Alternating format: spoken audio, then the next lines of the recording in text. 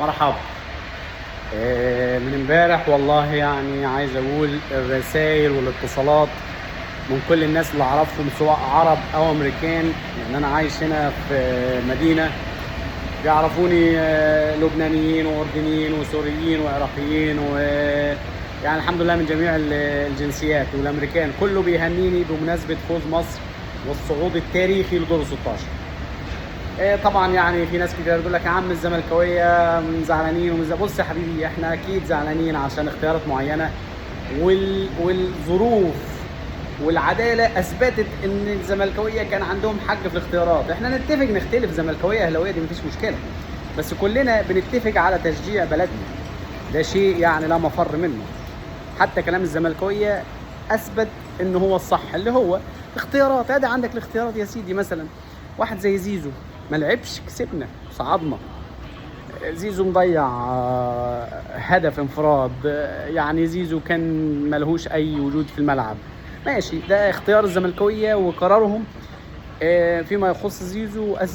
واثبتت الايام والمباريات ان كان اختيار حسام حسن له غلط من البدايه، مش عشان زيزو السنه اللي فاتت ما عملش حاجه في الاهلي خالص، تمام؟ فاحنا كنا ضد اختياره في كاس العالم، دي نقطه.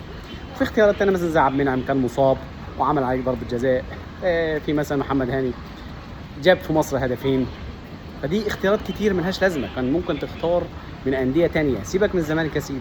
طب ايه رايك اللي عاملين الفرق كلهم اساسا ولا زملكاويه ولا اهلاويه، كل اللي عاملين الفرق مع 2 اهلاويه و2 زملكاويه، هم دول اللي عاملين الفرق من كل الاهلي والزمالك والزيطه بتاعتنا دي كلها. يعني مثلا عندك حسام وفتوح، حسام عبد المجيد وفتوح، عندك امام عاشور ومصطفى شوبير، الاربعه دول، والباقي كله اركنوا على جنب من الفريقين.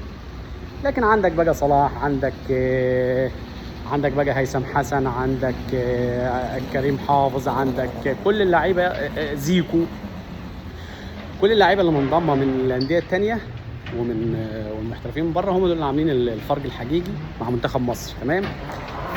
قصه اهلي وزمالك احنا ما بنتكلمش عشان بس ايه ان احنا ضد المنتخب الوطني والكلام، لا، الكلام ده مش حقيقي. واللي يثبته ان احنا هنا مثلا في مصر، في امريكا في 1.5 مليون مصري. عايز اقول لكم كل مدينه في امريكا، كل مدينه حرفيا فيها على الاقل، يعني عايز اقول لك 200 300 مصري. كل مدينه على مستوى الولايات كلها امريكا، كل مدينه فيها مصريين. احنا عندنا مثلا 5 كنايس في المدينه اللي احنا فيها، كنايس مصريه. مفيش كنيسه الا وطلع منها 2 3 4 شباب بيروحوا يحضروا المباريات ديت لمصر. فكله بيشجع، مفيش حاجه اسمها مثلا اهلي وزمالك دي موجوده في الكلام وفي المناوشات، لكن دي بلدنا، دي جذورنا، دي يعني احفادنا واحفاد احفادنا واجدادنا واجداد اجدادنا. مصر جوه عروقنا كلنا. ننتقد الاداره، ننتقد المجلس، ننتقد مثلا اتحاد الكره، ننتقد الاختيارات الاهلاويه والمجاملات للاهلي اللي اثبتت بالمناسبه انها كانت اغلبها اختيارات غلط، مجاملات. احسبها زي ما تحسبها، بس يحسب لحسام اختار الناس دي، بس ان هو اتعلم بسرعه. لما لقى نفسه بيتزنق نزل الناس المهمه، اختار الناس اللي بتحسم له. اللي حسم الضربه الاخيره كان زملكاوي، حسام عبد المجيد. اللي شاط الضربه الاولى لا اهلاوي ولا زملكاوي. هيثم حسن راجل من بره نزل عمل تغيير، لا تقول لي لا زيزو ولا مليون زيزو. زيكو هداف كاس العالم المصري حتى في الود وفي الرسمي. فعايز اقول ان احنا ممكن نختلف مع بعض زملكاويه واهلاويه، لكن كلنا بنحب مصر. المباراه الجايه مع ميسي، وانا يعني بالتاكيد مباراه صعبه بالتاكيد، لكن يعني مفيش حاجه صعبه على ربنا. وانا نفسي محمد صلاح يعني يعمل حاجه لاسمه، تمام؟ ده راجل مصري ولازم كلنا ندعمه وندعم مصر، كلنا بندعم منتخب مصر. والله كسبنا، يعني بصراحه هتبقى فرحه تاني كبيره اكبر بكتير من الاول. ما توفقناش، اسمنا فعلا يعني وصلنا لمراحل كويسه. مصر عمرها ما كانت تتخيل ممكن ده يحصل، بس انا عايز اقول الامريكان نفسهم مبهورين من عدد الوجود الجماهيري في عرض في الاستادات. في المباريات المصريه بيقول لك المصريين دول جايين منين كلهم، هنا 1.5 مليون مصري. كل الكنائس والاماكن والمساجد المصريه اللي موجوده هنا بيطلع منها ناس بتروح تشجع منتخب مصر ويحضروا مباراه تانية. انت متخيل 1.5 مليون مصري؟ يعني دي دوله كامله. ده انت الراس الاخضر كلهم 500,000. وبالمناسبه على فكره عملوا مباراه قويه قدام الارجنتين. يعني ايه رايك ان انا كنت بقول لو الراس الاخضر صعد كان ممكن يعلم علينا زي السنغال، لكن يمكن الارجنتين اسهل لينا من الراس الاخضر اللي هي كاب فيردي دي. كاب فيردي متعادله 2-2 لاخر ثواني، لاخر 5 دقائق في الوقت الاضافي. لعيبه الارجنتين كانت بتبكي بالدموع بعد ما فازوا على كاب فيردي بهدف في اخر ثواني في الوقت الاضافي. كانوا بيبكوا بالدموع حرفيا، مش مصدقين نفسهم. كاب فيردي 500,000 نسمه، جزيره كده في افريقيا عملت انجاز عالمي فقدام الارجنتين. اكيد الارجنتين صعدت، فالارجنتين اسهل لينا من كاب فيردي. صلاح باذن الله يفوز على ميسي. ميسي خد اللي هو عايزه من الكوره، عمل اللي هو عايزه. اكيد في ناس كتير بتحب ميسي، انا نفسي بحب ميسي وكنت بشجع الارجنتين ضد اي فريق. لكن مصر، محمد صلاح لازم ندعمه ولازم ندعم منتخب مصر كلنا. فوزنا هنفرح كلنا، ما توفقناش والله اللي عملته مصر تاريخي. حسام حسن اكيد زي اي مدرب عليه علامات استفهام في اختيارات معينه، مجاملات ايا كانت. هو كان فاهم ان هم حلوين، بس مع الوقت عدل نفسه واختار اللعيبه الصح اللي تلعب في الوقت الصح، وكلهم بالمناسبه من انديه مختلفه. عندك 2 اهلاويه و2 زملكاويه هم الوحيدين اللي عملوا الفرق. لو كان الباقيين اللي ما لهمش اي لازمه دول ما اختارهمش كان بالتاكيد هيكون مستوى مصر اكيد افضل. ما علينا، كل ده نركنه على جنب. احنا دلوقتي بنكمل بالموجودين، وان شاء الله الفوز لمصر على الارجنتين، فوز لمحمد صلاح على ميسي. ميسي حقق كل شيء في كرة القدم.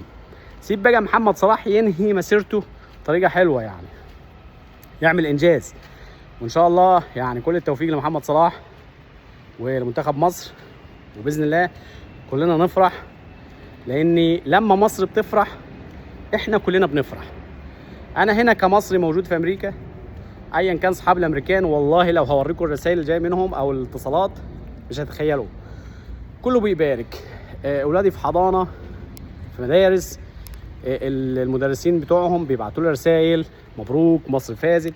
فده بيديهم حس، يديلك نظره بدل ما كانت نظره دونيه في الاول، ينظر لك كده ان انت في حته كويسه، انت يعني نحترمك. ده ما بيحصلش الا لما انت تعمل انجاز ايجابي، لكن لما تعمل الله لا قدر حاجات سلبيه، سمعه مش كويسه، بيبص لك نظره دونيه. تطلع منك دكاتره، يطلع منك مهندسين، يطلع منك فريق زي كده يعمل انجاز عالمي، ده بيجبره يغير وجهه نظره ناحيتك. فده شيء بيسعدنا ان مصر تفوز. اكيد في مناوشات اهلاويه وزملكاويه، دي مش هتخلص، دي عاديه على فكره وطبيعيه وايجابيه في اي دوله في العالم هتلاقيها، بس هي بس عندنا شويه زياده في الحته دي. وبتثبت الايام وبتثبت المباريات ان الصح صح. حسام لقى الدنيا رايحه هتروح منه، فابتدى يركن اللعيبه اللي هي، ولو هو ما ركنهمش اتركنتهم الظروف غصب عنهم. عبد المنعم اتصاب، اركن، ده راجل عمل عليك ضربه جزاء واتصاب، اركن، كان اختياره ملوش لازمه. زيزو اديله سنه نايم، ما انت اخترته مجامله ما عملش حاجه، اركن. في لاعيبه تانية لسه موجوده زي محمد هاني، احنا مش عايزين نحمل كتير لان دي اخطاء ممكن تحصل كتير، بس واحد جاب فيك ضربه جزاء، جاب فيك هدف، المفروض ما كانش يشترك. لو انت معاك واحد تاني غيره من اي نادي يا سيدي ايا كان اكيد هيبقى افضل منه، واحد طويل، لان محمد هاني مشكلته قصير، هو مهاري وسريع وكل حاجه، بس لما يطلع وسط بتوع استراليا هو مش شايف الكوره، لما يطلع وسط بتوع بلجيكا هو مش شايف الكوره. امام يجيب جون في بلجيكا، يجي محمد هاني يجيب جون في مصر. امام يجيب جون في استراليا، يجي محمد هاني يجيب جون في مصر. قصير يعني، معلش يعني، ما احنا مش، اكيد احنا بشر وكل واحد ليه امكانيات محدوده وكده، بس انت لازم تختار الصح، لازم يكون طويل. حسام عبد المجيد مثلا ده صح، ده يتلاقي يقف في الدفاع. هات ناس تانية من انديه تانية، ما علينا، اللي حصل، بس الايام اثبتت ان الصح صح والعدل عدل، هو اللي بينجحك وبيرفعك.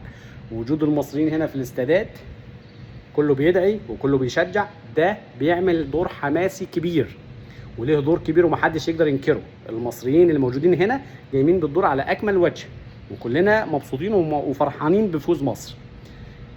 دعوات الناس في كل مكان، زائد العداله اللي بدات نسبيا تتحجج جوه المباريات مع الوقت، سواء عداله حججها حسام او اتفرضت عليه بسبب الظروف، اثبتت ان الصح صح يحصل، وان في لعيبه كان لازم تشارك زي هيثم حسن ده اضطر يشاركوا غصب عنه وعمل فرق كبير، ولولا نزوله واخد اللعيبه كلها معاه كان استراليا دي كان ممكن جابت اهداف في الاخر. بس الحمد لله الصح صح والعدل عدل، والتوفيق لمصر باذن الله امام الارجنتين. ولاول مره في حياتي اشجع منتخب ضد ميسي والارجنتين، ده لان ده منتخب مصر وده لان ده محمد صلاح.